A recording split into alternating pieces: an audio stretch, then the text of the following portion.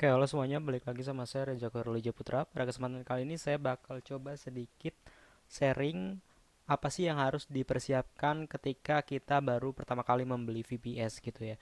Nah, biasanya ketika saya baru pertama kali membeli VPS, itu pasti saya mendapatkan IP public gitu kan ya. Nah, dimana IP public ini nanti itu bisa digunakan untuk eh, mengakses website kita nanti gitu ya. Jadi IP public ini bisa kita akses di internet gitu ya. Nah, kemudian apa sih setelah apa yang harus kita persiapkan gitu? Apa yang harus kita setup setelah kita sudah berhasil membeli VPS gitu ya. Nah, di sini saya coba memberitahu cara setup VPS di Linux gitu ya, di Ubuntu. Nah, di sini saya providernya menggunakan AWS Amazon Lifestyle gitu ya. Oke, di sini pertama-tama ketika kita baru pertama kali membeli VPS, kita harus setting VPS ini supaya bisa login menggunakan SSH dan juga menggunakan password gitu ya teman-teman. Coba kita connect dulu. Nah, secara default itu kan kalau misalnya kita mau connect ke SSH, kalau misalnya kita mau connect ke VPS-nya, kita bisa connect di ini ya di browser provider itu. Misalnya di sini saya menggunakan AWS, saya harus ngekonekinnya itu uh, harus menggunakan ini ya, harus menggunakan SSH yang ada di sini. Nah, tapi di sini saya udah setting supaya VPS ini tuh hanya bisa connect menggunakan SSH kredensial password gitu ya. Nah, di sini ada user Ubuntu namanya dan IP-nya kita masukin ya, teman-teman, IP publiknya. Nah, kebetulan di sini saya udah nge-setup gitu ya. Jadi saya udah bisa login menggunakan password. Nah, kalau misalnya secara default itu nggak bisa ya teman-teman login menggunakan password ini. Kalau misalnya di ini ya di Amazon Like Sale tadi yang saya tunjukin. Oke. Nah, di sini saya sudah berhasil login. Nah, untuk ke bagian konfigurasi SSH, teman-teman bisa masuk ke etc. Kemudian di sini ada SSH ya, ada direktori SSH nih teman-teman. Masuk aja ke SSH, kita ls lagi. Nah, ini kita coba masuk ke bagian sshd config ya teman-teman. Oke, ssh config ini kita cek. Oke, bukan yang ini ya teman-teman. Kita coba SSH yang mana nih? SSHD config ya. Yang SSHD config teman-teman. Kita masuk ke SSHD config. Oke, kita ini sudo dulu ya. Nah, di sini saya udah setting supaya kita itu bisa login menggunakan password. Nah, di settingnya di sini ya teman-teman. Password authenticationnya ini harus di yesin. Yang tadinya no, ini kan, yang tadinya no ini diubah jadi yes. Supaya kita bisa nanti login menggunakan password gitu ya teman-teman. Nah, ini kenapa tadi saya nggak bisa login di bagian sininya? Nah, menggunakan SSH apa ini menggunakan public key dan private key itu ya. Nah, ini karena saya nonaktifkan. Kalau misalnya saya aktifin lagi, yes gitu ya. Nah, ini login sebagai root saya matiin ya, saya noin. Oke, di sini masih banyak. Nah, yang saya ubah ini aja sih, password authentication saya ubah jadi yes. Nah, ini yang tadinya ini tuh secara default ini yes sih, teman-teman. Coba kita save ya.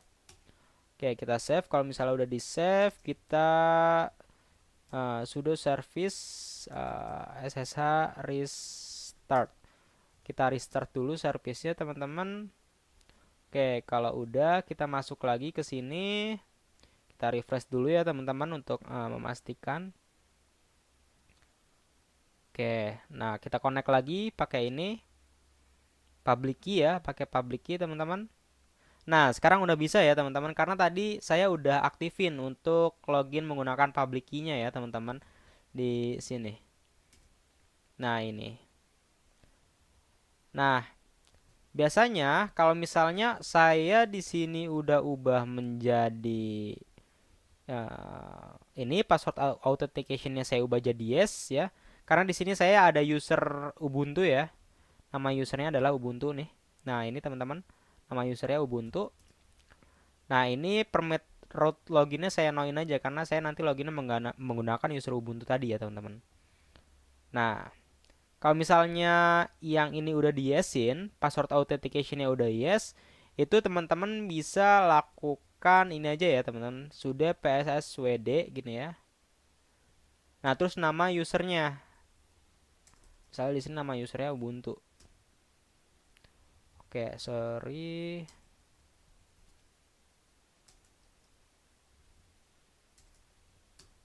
Oke, saya rada lupa juga ya. eh Sintaksnya apa?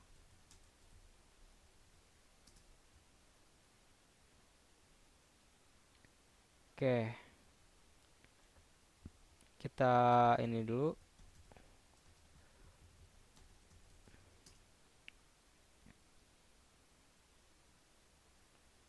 PASSWD, oke, sudo PASSWD, terus nama usernya ya teman-teman di sini. Nah, nanti teman-teman masukin aja nih neo passwordnya gitu ya. I'm so sorry, takutnya salah. Satu dua. Oke.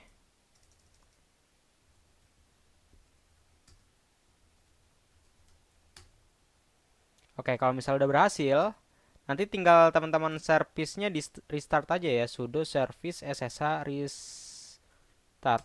Nah, tinggal di restart aja kayak gini, tinggal tungguin beberapa saat.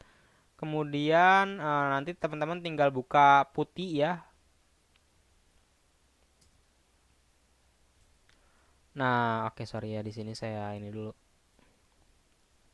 Saya exit. Oke, nanti teman-teman tinggal buka putih atau buka apa gitu ya, buka terminal misalnya teman-teman pakai Linux. Kalau misalnya teman-teman pakai Windows tinggal buka putih, terus masukin nama usernya, kemudian public IP-nya ya teman-teman. Public IP-nya di sini saya ada. Nah, ini saya paste aja di sini ya. Nah, nanti tinggal masukin aja passwordnya teman-teman. Masukin, nah nanti berhasil login ke VPS ya gitu ya teman-teman. Nah, setelah udah setting itu, kita udah bisa login nih ke VPS kita menggunakan SSH dan juga menggunakan password tanpa menggunakan public key gitu ya.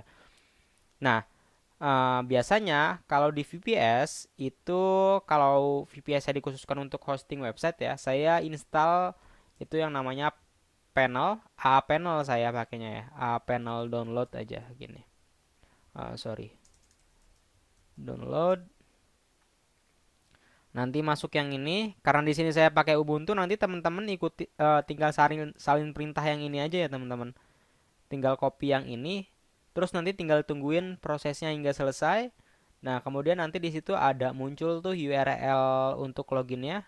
Karena di sini saya udah coba setting ya, URL loginnya itu di port 7800 masih secara default. Nah, ini loginnya di sini saya. Nah, kalau misalnya udah berhasil install panel dan teman-teman ingin setting VPS ini untuk hosting website, teman-teman nanti masuk ke bagian App Store. Nah, ini adalah uh, plugin yang harus teman-teman install. Di sini saya pakai Nginx sebagai web servernya. Kemudian Node.js untuk deploy Node.js, project Node.js gitu ya. Kemudian MySQL untuk database-nya, di sini saya pakai MySQL ya.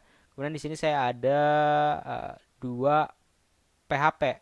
PHP versionnya yaitu 8.1 dan 8.2. Kemudian untuk melihat database-nya saya menggunakan phpMyAdmin. Dan di sini juga sebenarnya saya remote database gitu ya. Di sini. Nah, enaknya teman-teman kalau misalnya di sini ini udah bisa nge-remote database gitu. Nanti kita tinggal klik add database yang ada di sini aja, kemudian terus masukin nama databasenya apa gitu ya. Kemudian nanti permissionnya everyone aja di sini. Di atau misalnya teman-teman pengen nih databasenya ini di remote berdasarkan IP tertentu gitu ya. IP internet tertentu. Nah, ini tinggal gunain spesifik IP aja. Tapi misalnya di sini pengen bisa di remote databasenya ke semua alamat IP, itu bisa ke everyone aja gitu ya. Nah, nanti kalau misalnya udah berhasil di remote, nanti teman-teman tinggal buka database manager aja ya, entah itu pakai DB-Ever atau semacamnya gitu ya. Atau misalnya teman-teman pengen nyoba login pakai MySQL CLI. Nah, tinggal gini aja, MySQLi -u, nama usernya apa gitu ya. Misalnya di sini nama usernya ini, kemudian -h. Nah, ini alamat IP publiknya ini, kemudian -p passwordnya. Nah, di sini passwordnya kita masukin. Ini saya salahin dulu ya teman-teman. Nah, kalau misalnya salah kayak gini. Nah, ini kalau misalnya benar. Nah, nanti ini muncul ya kalau misalnya benar. Kita lihat ada database apa aja. Nah, ini ada database WATPS ya teman-teman. Ini kita sudah berhasil login ke database-nya yang ada di VPS kita. Ini sudah berhasil kita remote gitu ya teman-teman. Nah, biasanya ketika kita proses melakukan remote database itu biasanya suka ada kendala ya teman-teman di bagian firewall gitu ya. Karena si Lightsail ini ada firewall bawaannya, kita open dulu ya teman-teman untuk portnya. Port misalnya untuk database di sini. Oke, kalau misalnya untuk ngatur pembukaan port ya, untuk manage port, teman-teman masuk ke networking yang ada di sini. Nah, kemudian di sini ada IPv4 firewall-nya gitu. Jadi kita bisa ngebuka port-port tertentu. Nah, di sini MySQL kita buka dulu ya, teman-teman, supaya nanti ketika kita mau coba remote MySQL itu nggak keblok sama firewall-nya gitu. Nah, ini diubah juga yang IPv6-nya. Jadi IPv4 dan IPv6 ini harus diubah gitu ya. Supaya nanti nggak keblok di uh, internet ya. Nah, kalau di sini udah dibuka, ada lagi nih teman-teman yang harus dibuka. Oke, saya login dulu ya. Saya login dulu.